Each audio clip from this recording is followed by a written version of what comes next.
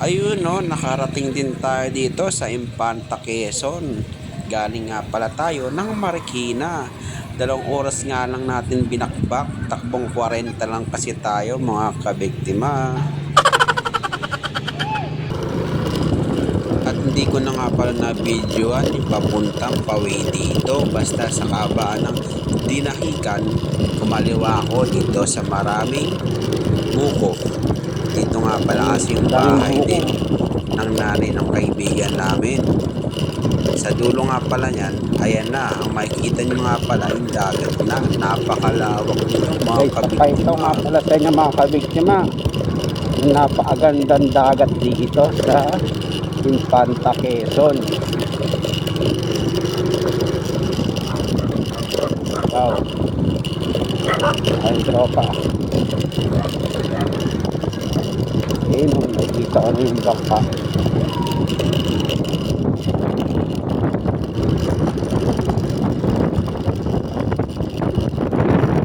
Nakikita na mga kabiktima, aso lang tubig sa dagat.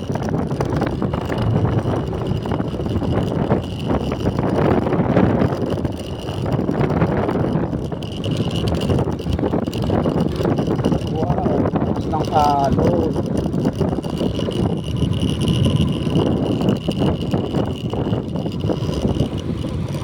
Lakas ng alon mga kabiktima.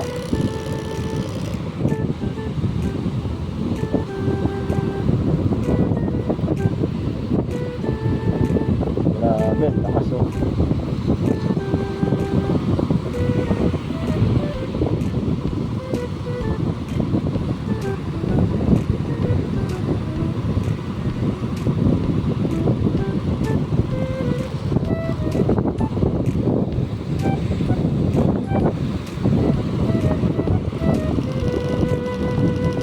Galit na galit yung alon. At tara, punta na natin yung mga kaibigan natin. Nandun lang sa kabilang bahay. Let's go!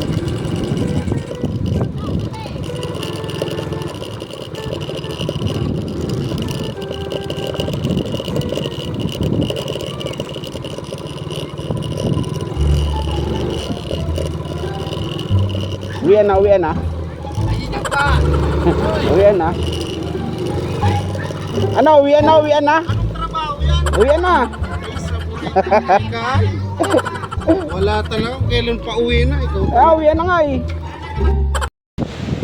Yo, what's up mga kabiktima? Nandito nga pala tayo ngayon sa Infanta Quezon. Hindi nga tayo nakaligo dahil kitang-kita nyo naman, sobrang lakas ng alon. Kahit dyan na walang naliligo. Sobrang lakas kasi ng alon eh. Kasi mawalan pa dito mampon. Ano dito? Papawi na nga pala kami ng San Mateo at Marikina.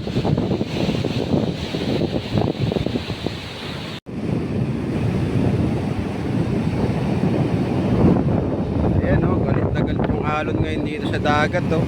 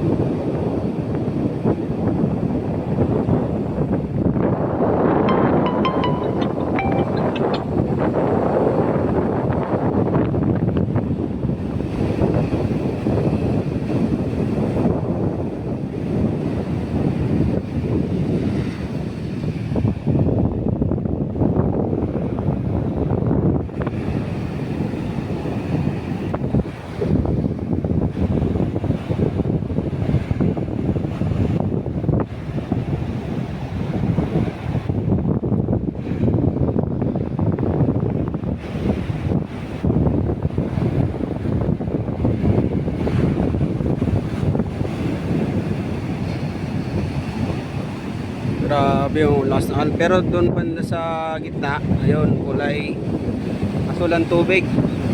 Ito lang talaga. Kaya hindi tayo makakaligo ngayon. Balik na lang tayo dito, summer. Ayan.